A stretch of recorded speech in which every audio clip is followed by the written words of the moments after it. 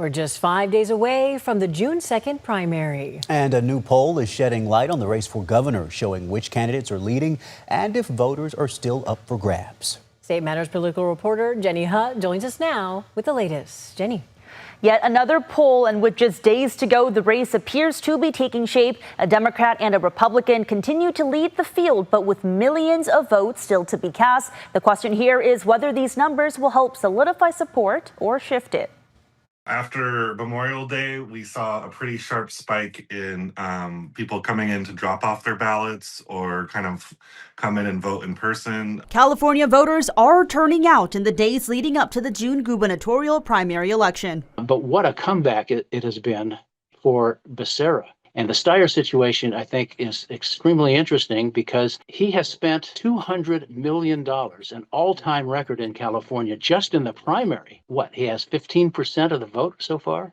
A new poll by the nonpartisan Public Policy Institute of California showing Democrat Xavier Becerra at the front of the pack of 8 leading candidates with 23% of likely voters. Republican Steve Hilton in second with 20% of likely voters, followed by Democrat Tom Steyer with 15%, Republican Chad Bianco with 13%, and Democrat Katie Porter with 12%. I think it's undisputed that we do have kind of a 3 leading candidates right now, Hilton, Becerra, and Steyer.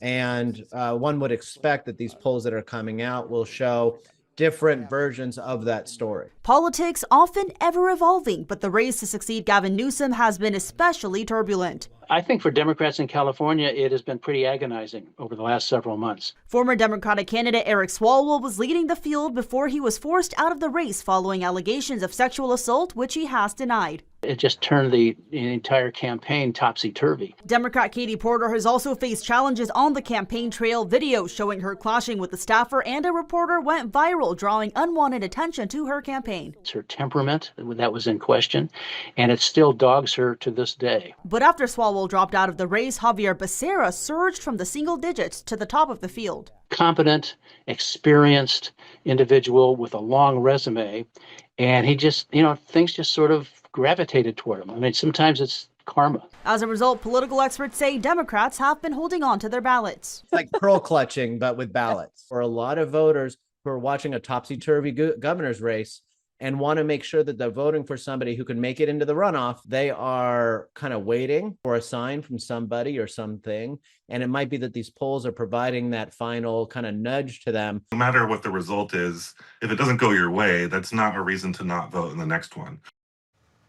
It's important to note this PPIC poll was conducted about 2 weeks ago, and new polls are expected this weekend. But with recent surveys consistently showing Steve Hilton, Xavier Becerra, and Tom Steyer at or near the top, experts say that appears to be the direction of the race heading into Tuesday. Chris, Laura. Yeah, good to know, Jenny. We also want to point out, according to election data expert Paul Mitchell's ballot return tracker, 11% of ballots have been returned as of this afternoon.